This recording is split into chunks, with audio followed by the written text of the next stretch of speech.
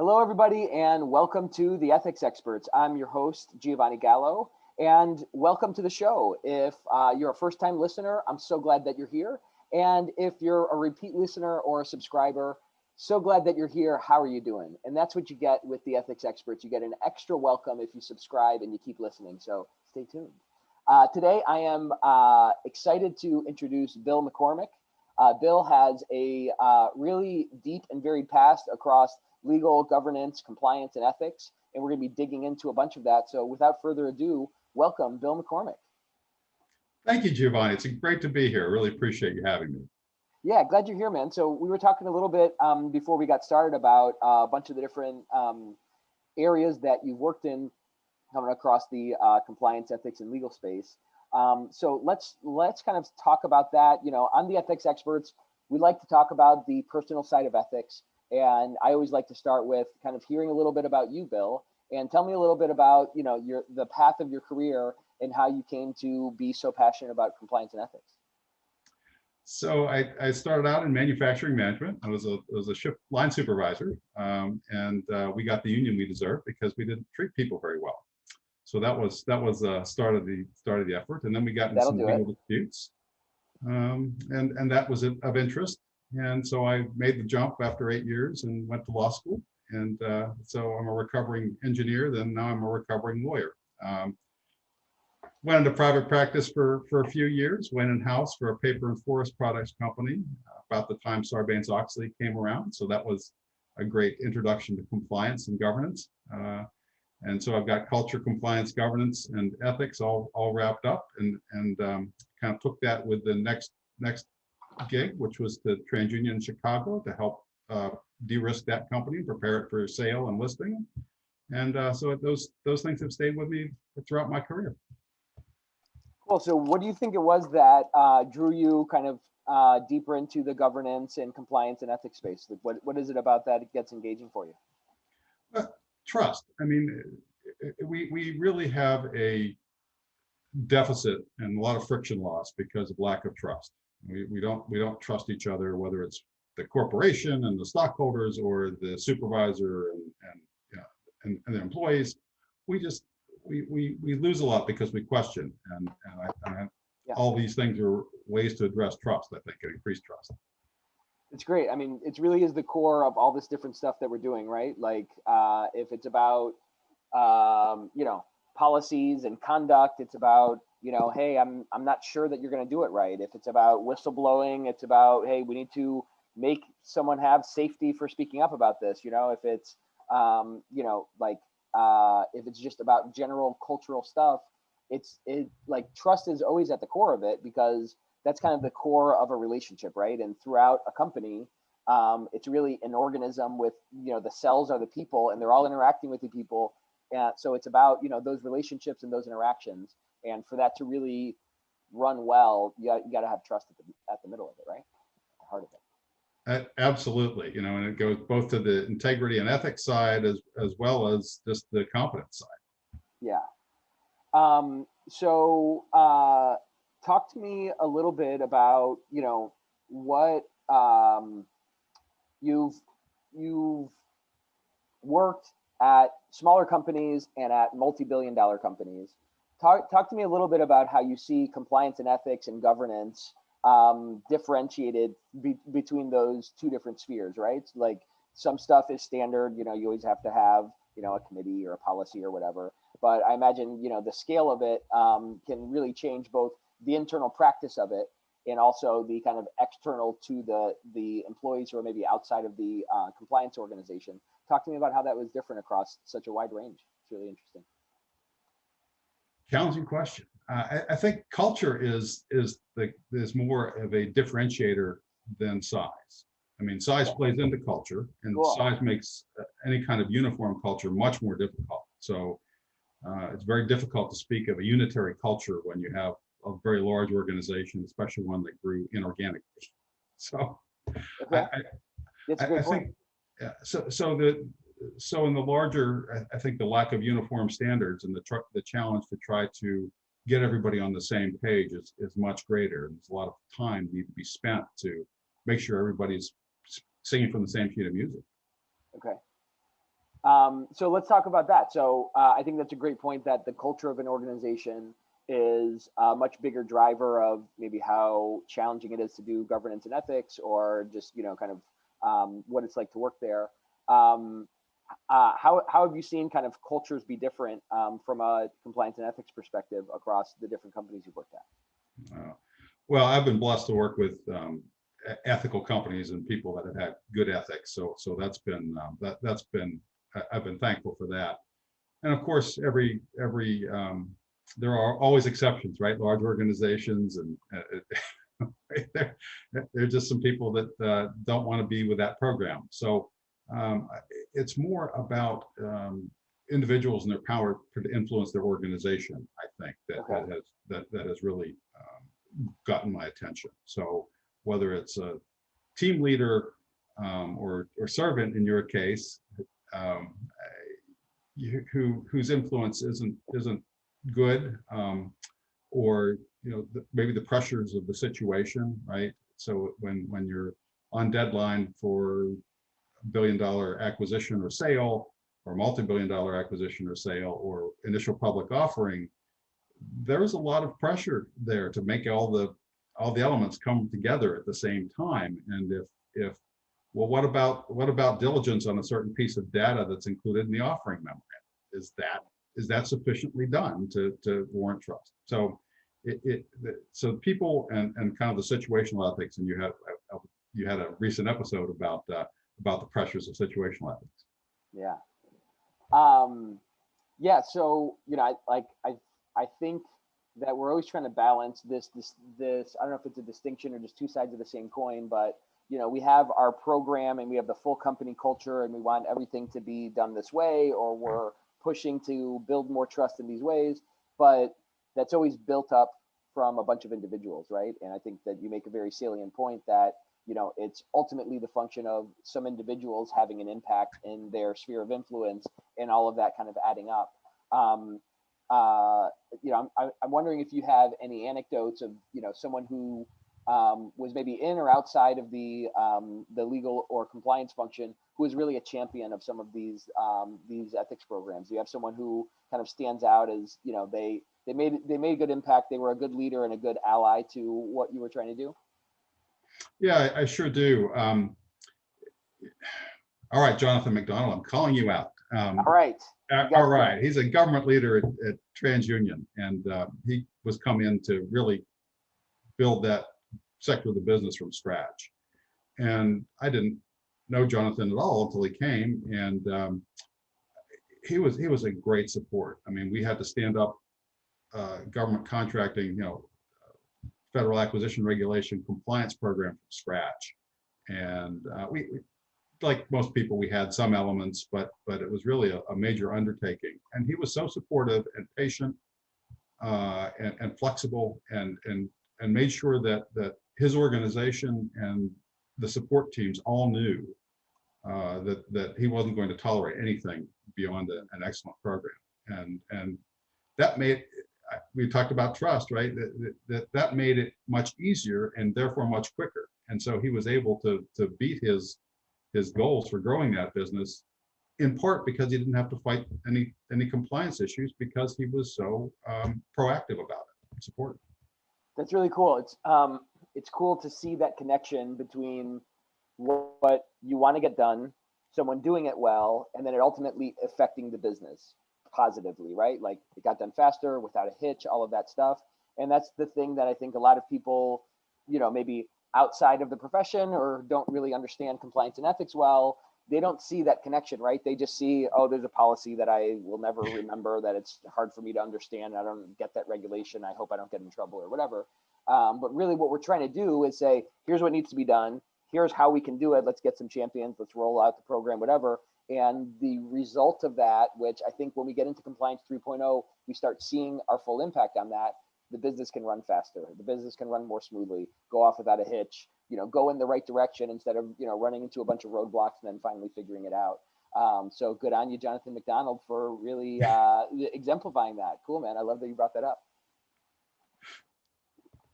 So I'd love to talk a little bit. So, you come at this from a legal angle. There's, I think a like depending on the company culture, or maybe how it came up, or maybe just the size.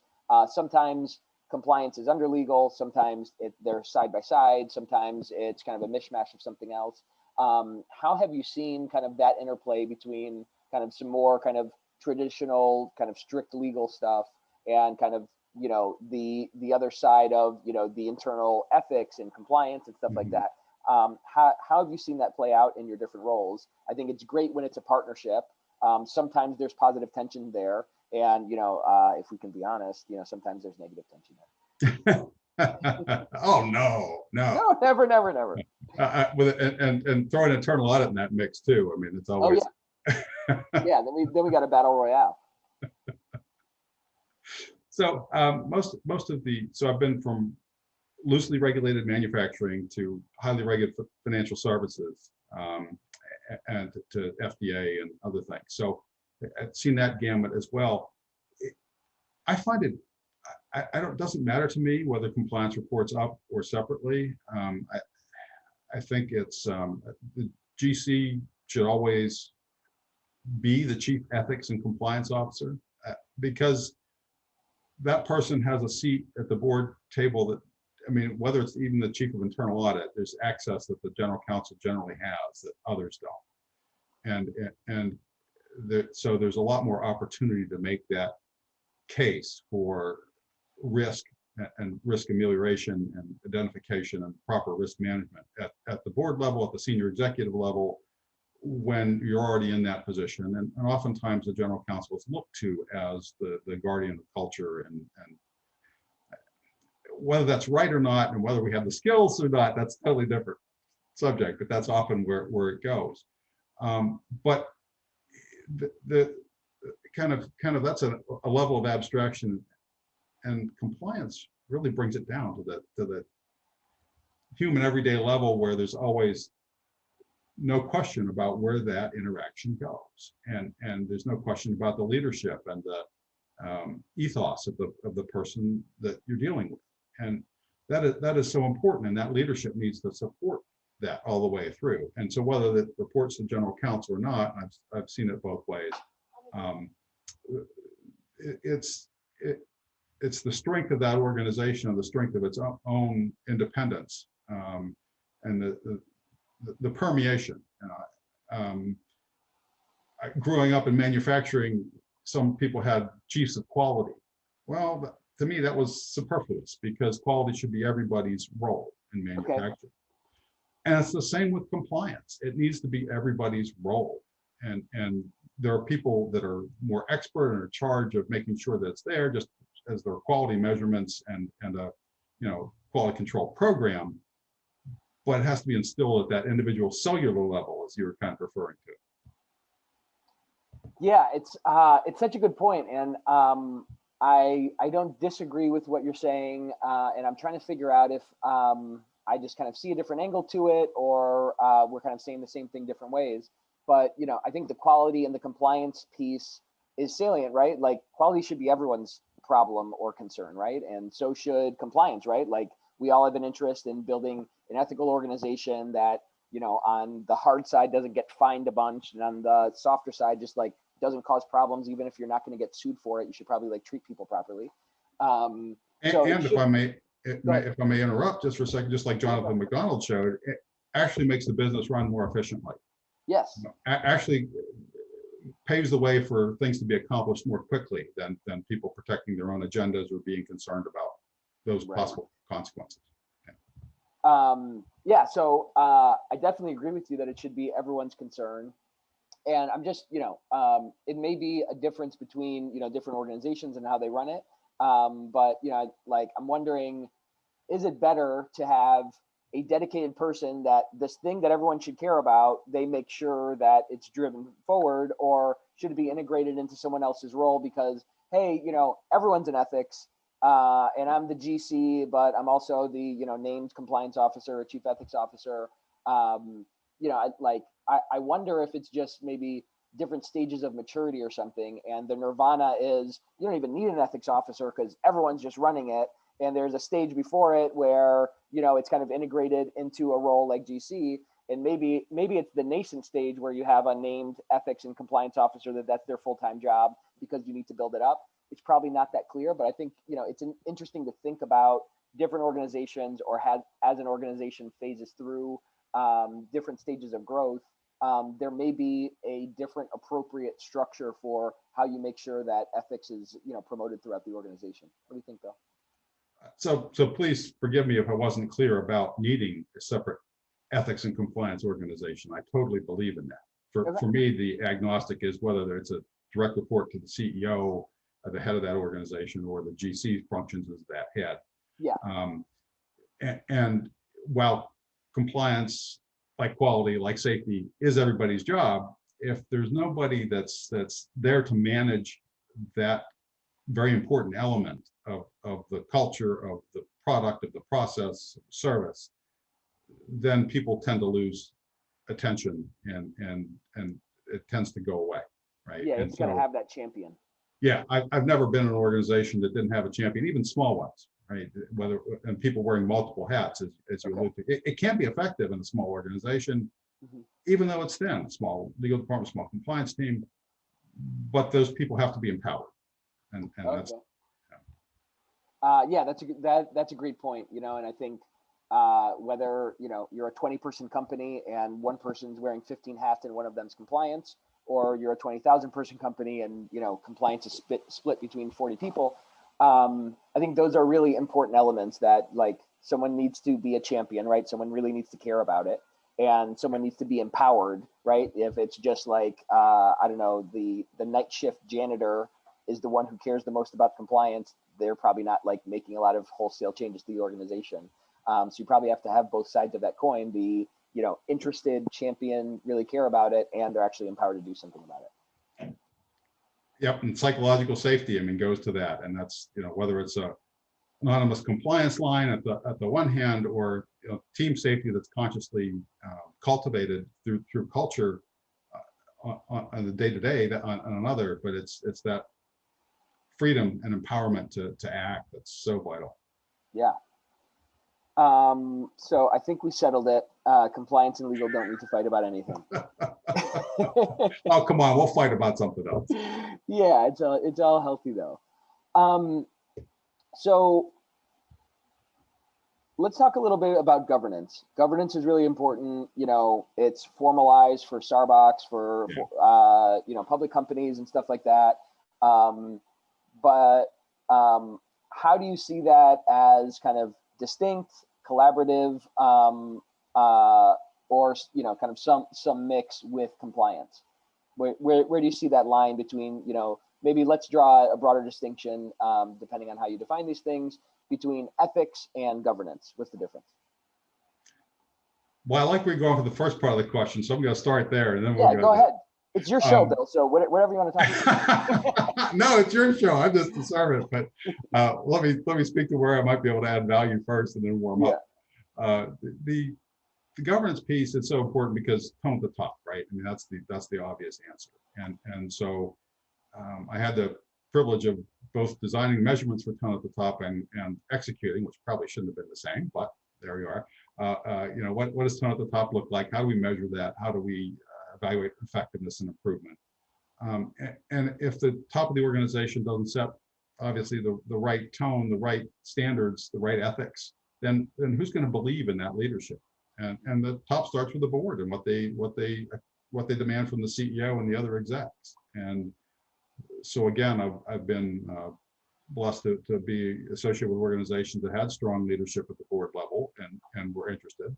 And of course, it doesn't hurt these days that investors also want to see that and understand that compliance risks are huge, right? How many companies do we see that go from darlings and unicorns to zero? And the real cause of that is not COVID, it's not any other horrible risk that we can imagine. It's lack of fundamental ethics and compliance. So great start at the board level. And that's where governance comes in to formalize those structures, those processes, statements of value. And people can do it off the shelf and rote, or they can kind of think about it and really reflect their leadership. And that's, I think, a difference. Want me to go into compliance and governance and ethics? If you want to, if not, we can move. We can dig into the tone on the top. You got something to say about it?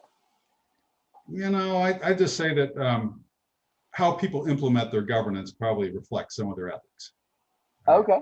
Yeah, because you value the processes that transmit your values to others. Yeah. If your values aren't important, then what does that say about your ethics? Yeah. I almost kind of view it as, if I can answer my own question, as like governance is the starting point or the seed of it.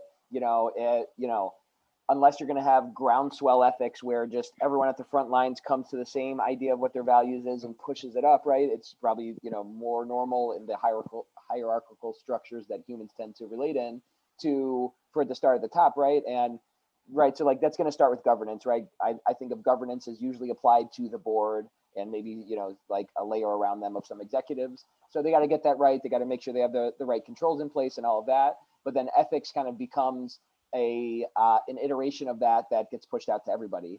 And if you're like Sarbanes-Oxley doesn't enforce ethics, right? It's not saying like, oh well, you got to make sure that people get trained on this and they can speak up about this and they understand this policy and stuff like that, and they're just, even if it's not a policy or regulation, that they're just doing the right thing.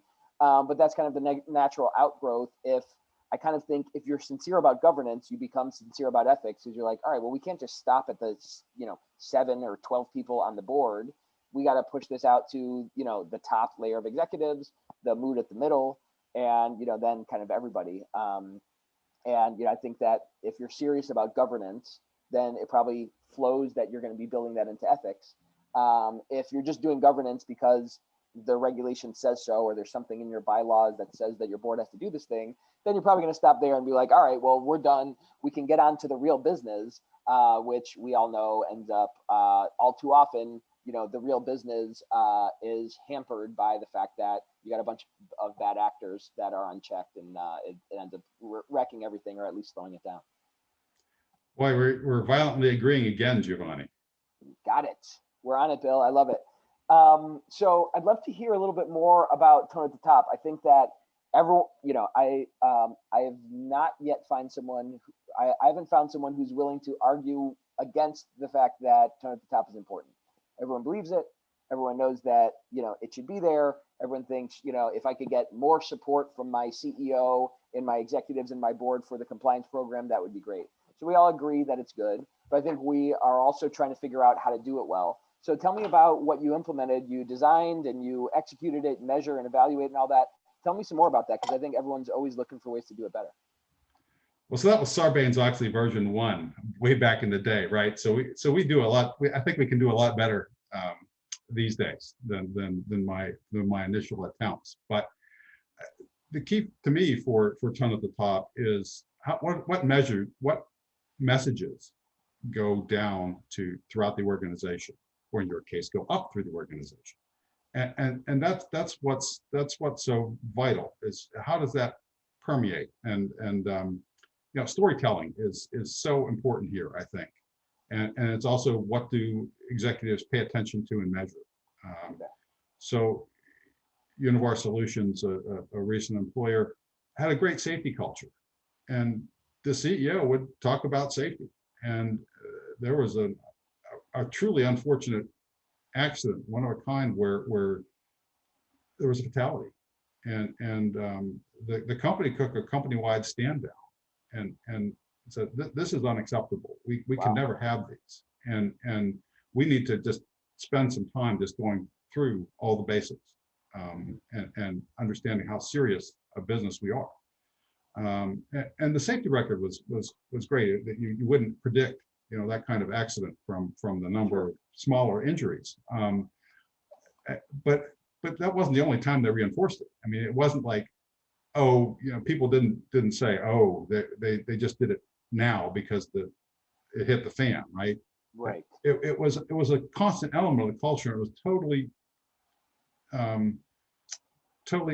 in character for that company to have done that. I mean, because every safety was emphasized over financial results at the employee meetings. Yeah.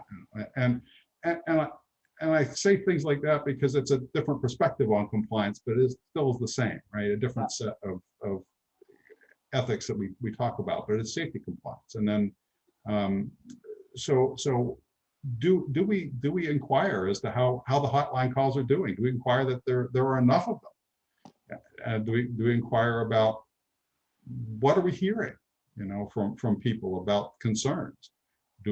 What kind of feedback does we get on our training?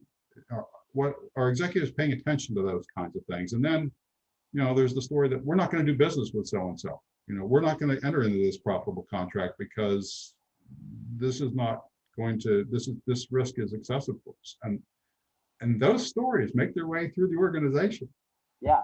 And they're very salient for someone to be like, oh, well, at my last company, we always would have taken that contract. Or at my last company, they would have said, all right, well, work harder, but just stay safe. And, hopefully no one else dies. But, I think it's interesting, to use to layer into that safety story.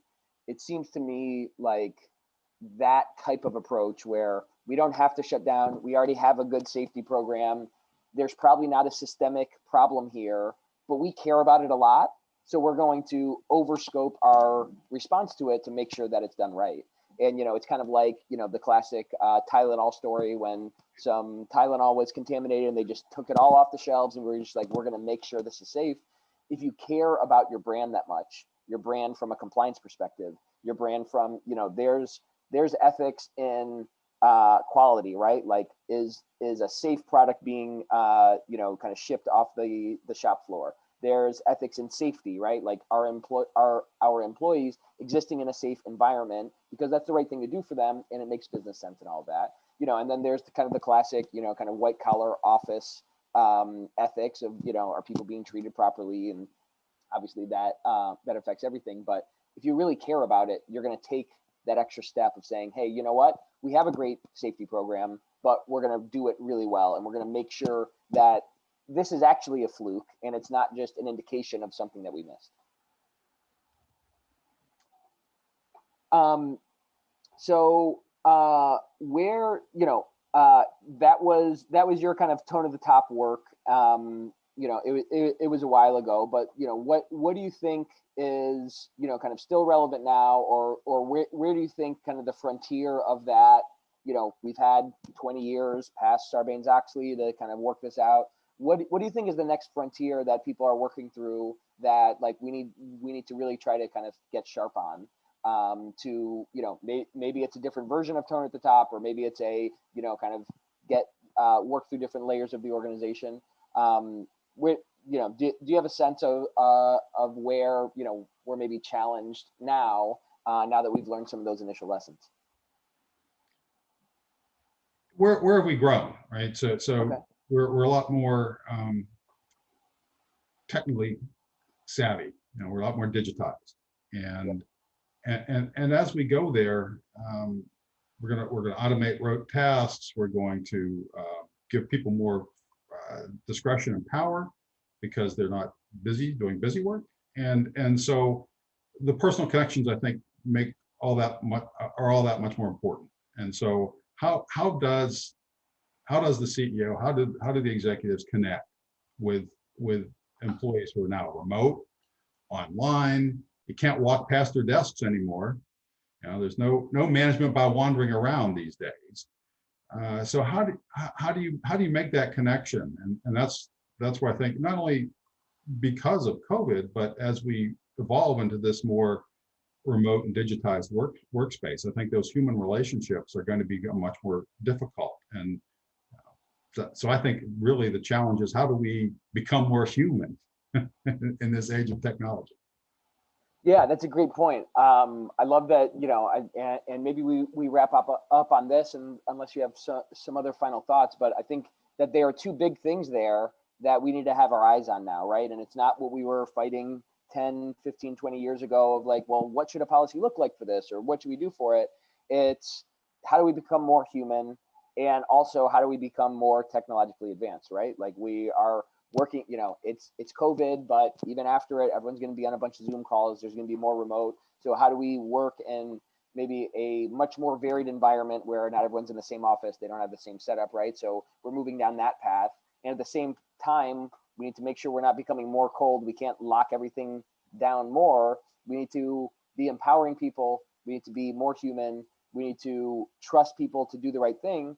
And to have that trust, like trust has to be built, right? So to have that trust, you have to build that trust, not just that they trust you, but you also trust them. They know what's important. They have their eye on the right target of, this balanced risk approach. And hey, you know what? I think this is a big thing. I trust you to come ask me if you have a question, right? Like, I think that the compliance 1.0 was just the, enforce it and defend against it. Just, if you find it, you can catch it. And compliance 2.0 has been kind of be efficient and monitor it.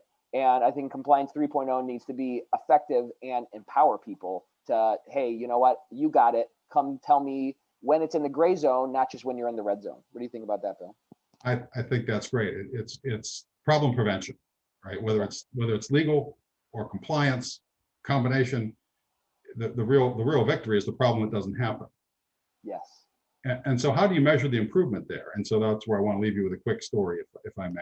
Please do. Yeah. So as I inherited a team at a former employer, they were a wonderful team, but there was no measurement of performance for anybody. And being the engineer and process guy that I am, I wanted to implement measurements, and it wasn't and I got, not being the sharpest knife in the door sometimes, it took me a while to realize that people were uncomfortable with that.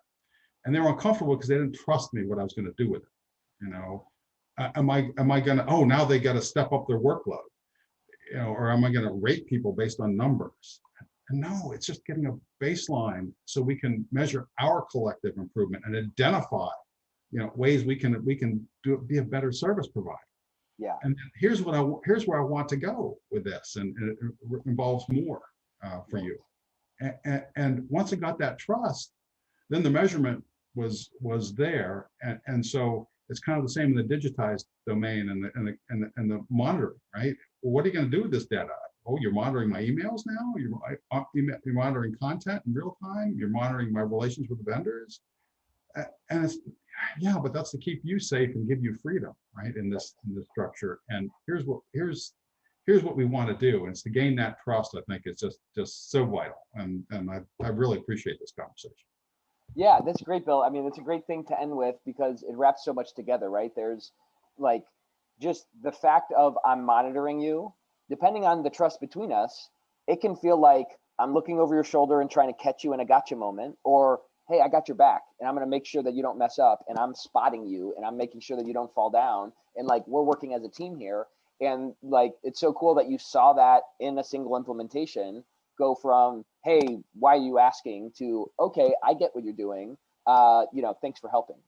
So I think that represents a lot of the direction that we're all trying to go as ethics leaders and ethics experts of, okay, I'm here to help. I'm not just trying to get my job done and get you in trouble if I can, because like, I'm not a cop writing tickets where if I write some more tickets, I get a bonus. I don't know if they do that or not. But I'm just trying to make sure that this thing goes well. And when we can build that trust, I think a lot of times we talk as ethics experts about getting people to trust that they're safe with us. But there's also a trust to be built around, hey, I trust that you have my interest at heart, right? It's like, it's not just like the whistleblower safety trust, that psychological safety of that, but the psychological safety of, hey, I get that you're asking this question for something that we both care about, and we're both working toward the same, outcome or the same desired goal. Absolutely. Wouldn't the world be a better place if we all had shared purpose? Yeah, it would be. And, you can call me Pollyanna-ish if you like, but I tend to think that it's going to be, because we got great people in this profession. This profession is pretty young, the ethics and compliance profession. It hasn't been around in a formal way for 800 years. But I think that we're making the world a better workplace, and I'm confident we're going to keep making progress. And I'm thankful for your leadership. It's great to see. Thank you, Bill. Well, hey, man, it's been great to have you on the show today. Thank you so much for sharing your deep and broad experience across manufacturing and financial and a bunch of other areas as GC, as an ethics officer. You've shared some really salient points for us to, I think, reflect on and take to heart. And I think our audience is going to be better for it. Anything you want to leave us with, or you want to tell people how to get in touch with you?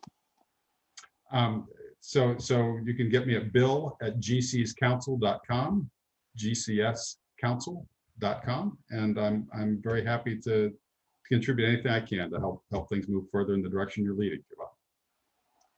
Well, it's been great having you. It's been great interacting with you a bit on LinkedIn. I appreciate the way that you contribute on that forum. And Bill, I can just tell from the things that I've seen from you before, the way that you engage here, that you really care about making a positive impact on an organization that you serve. And it's been a pleasure hanging out with you today on the Ethics Experts. Thank you so much. Pleasure is all mine. All right, everybody, this has been the Ethics Experts. I'm your host, Giovanni Gallo. This has been Bill McCormick. Thanks for joining us today, and catch us next time on the Ethics Experts.